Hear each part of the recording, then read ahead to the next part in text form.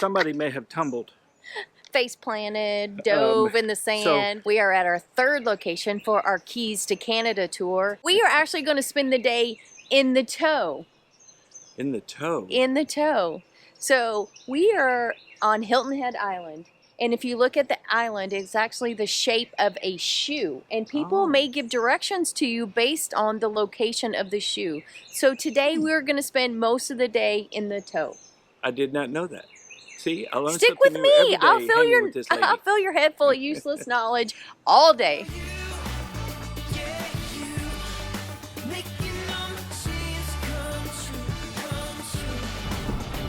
We figured since it's going to be a long day, we need to stop first and fuel up. So the first stop is Bad Biscuit. Get in my belly.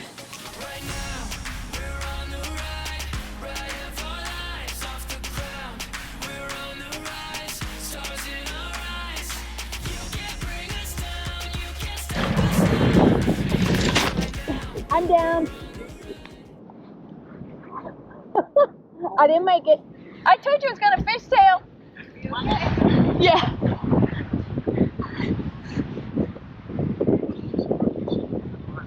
Hey, when the weevils wobble. Oh, yes, I was. I was hauling it when I fell too. So you can see it happen. So we have found a biker's paradise. Absolutely. We've ridden about 12 miles today, and probably 7 of that was on the beach. Oh man, it was amazing. It was pretty windy, but it was really cool. It's hard packed, so it's very easy to rise. The only difficulty might come when you're trying to actually leave the beach through the soft sand, and that's all I'm going to say about that. Somebody may have tumbled. Face planted, dove in the sand, so whatever you want to say. We're using our Santa helmets, so they have an intercom in them so we can talk, and I had already gone through the thick sand to where we needed to exit. So in other words, he left me behind. What happened to No Man Left Behind? I didn't leave you behind, I stopped.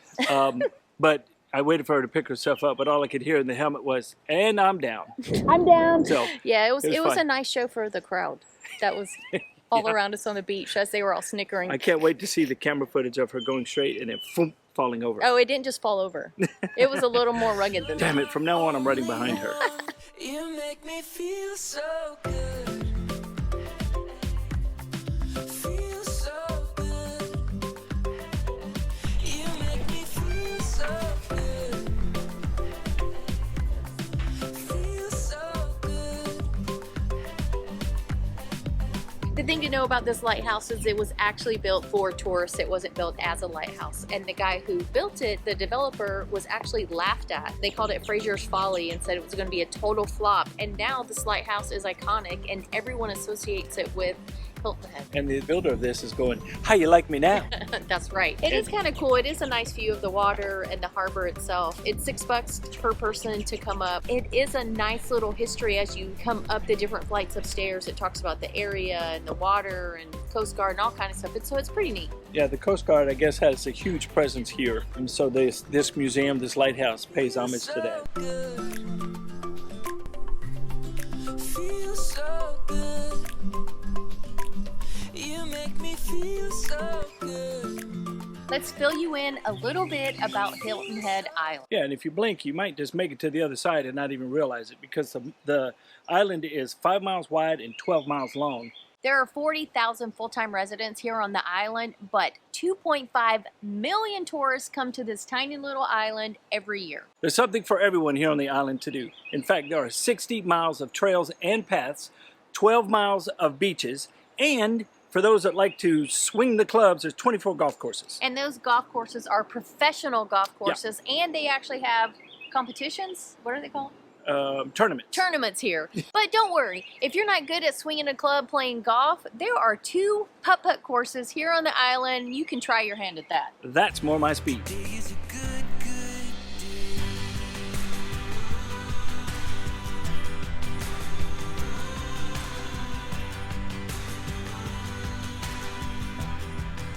So where are we right now? We are at the site of the only remaining piece, I should say piece of a plantation here on Hilton Head Island. Yeah, it's called the Stoney Barnard Ruins. And it's pieces of 3 different buildings, and it's kind of spread out. And it's interesting to know that right before the Civil War, there were 24 plantations here with everything from cotton to indigo to tobacco, the typical things that were here in the lowlands. So yesterday, we were supposed to take you on a perfect Hilton Head day. It was all planned out. My friend Christina, who's a travel agent, made all these plans for us, and it was actually a surprise what we were going to do yesterday.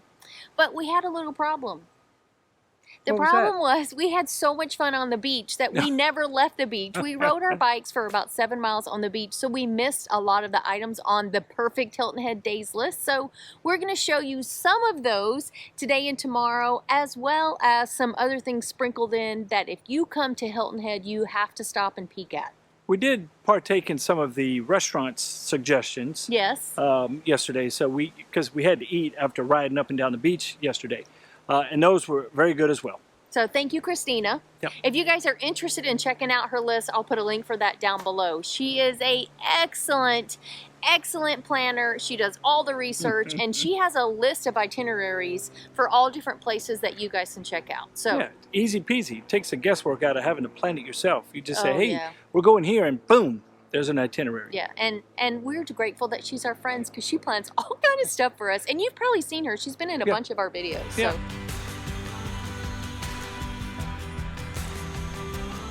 We are at the Sea Pines Forest Preserve. That's easy for you to say. Well, it's because you said it 3 times wrong beforehand. All right, so this place is pretty cool. It is about 650 acres of preserved land intermixed with neighborhoods and businesses and a ton of bike and hiking trails. Yeah, and I keep hearing things around us, so if you, I'm interested. I'm just cautious about my surroundings. He's looking for snakes and alligators right now, if you want to know the truth. Yeah, I keep hearing things off in the distance, but I got to tell you, it's very quiet out here. That's why I can hear everything. So to get to the preserve, you do have to pay an entry fee, and it was $9 for the car. Now, if you're military, whether active duty or retired, you pay $0. So they do let military in here for free. For Hilton Head to be as small as it is, it still holds so much just raw wilderness areas. Yeah, that's true. Should we race? No, I think I can beat you. we're not going to find out. I don't look. I know how to trip you if I hear something. You know, you just got to be as fast as the I could slowest never one. beat you before. This is now, maybe I can. Look, I still have one good knee, and I'll blow that thing out trying to beat you. So there's no racing involved here. You're not fair. You can try. This island really is a bikers or runners paradise. With all these trails everywhere, you really don't have to have a car. You can hop on your bike and go wherever you want to go around the island.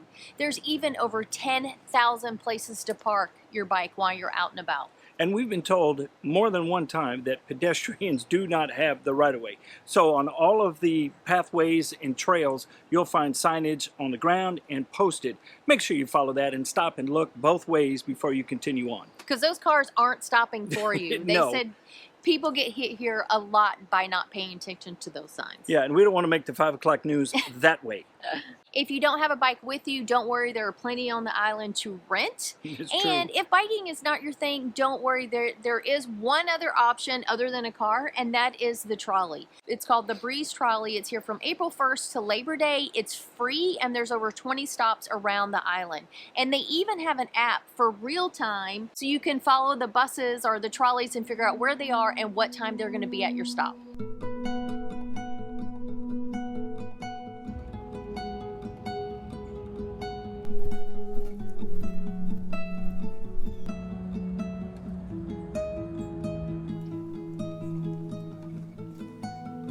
One of the coolest things about being on the island here is the vibe. It is so relaxed, so laid back.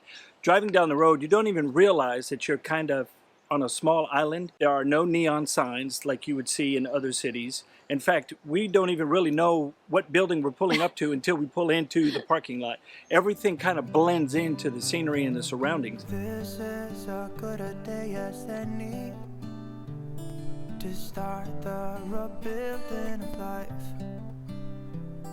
The roads that lay open are many when the old one's gone under the knife. And I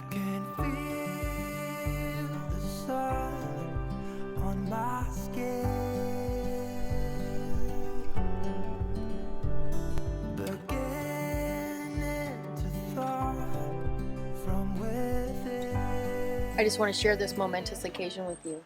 Phil is actually reading placards about history. Well, this sign here in particular is talking about William Fitzhugh and other black sailors in the Union Navy back in the day. Mr. Fitzhugh was apparently a badass.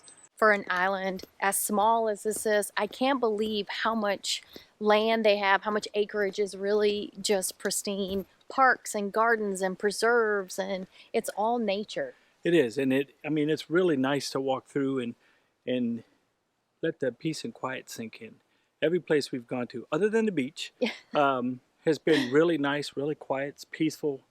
And I just love how everything is just part of it. It feels like you're in the middle of the forest. Yeah. But there's a booming town just outside the trees, or I should say inside the tree line. Pretty cool. And it seems like every corner we go around, there's another little park, a little place to sit, a little patch of green. So make sure you're exploring the island when you get here. And if you're on bikes, even better, you'll be able to stop as often as you want. 100% true. Yeah, get a bike, ditch the car, and get out and see it. If you come to the island between May and October, you might get a little treat. That is hatchling time for the loggerhead turtles. And they do a couple of cool things here to ensure their safety. One of the really cool things they do for these turtles is to make sure all the lights are off along the coast from 10 p.m. to 6 a.m. And the reason for this is the turtles are attracted to the light. So if the lights are on inland, they will actually hatch and go inland instead of toward the water. So they want them obviously to survive, and they have to get in the water to do that. So when you come here and you're at the beach in the evening, it might be completely dark, and now you know why. The question is where to stay when you come on the island. If you don't have an RV, don't worry. There are a ton of Airbnbs and VRBOs at incredible prices. I found a few for less than $100 a night right on the beach. So make sure you check those out. If you're like us and you're traveling in your RV, there are 2 resorts right here on the island and one right across the bridge. The one we're staying at is the Hilton Head Motor Coach Resort. And I got to tell you, the minute we pulled in, the vibe hits you. I mean, it is such a well-landscaped resort. There's a ton of things to do here. And I mean, you can hear right now, you can hear the birds chirping around us. Yeah, it is beautiful, and everybody has been so friendly. So we want to give a shout out to Dennis and Chrissy for inviting us here to use their site. We have loved every second of it, and we are really sad that we have to leave tomorrow. Yeah, this has been a really nice visit for us.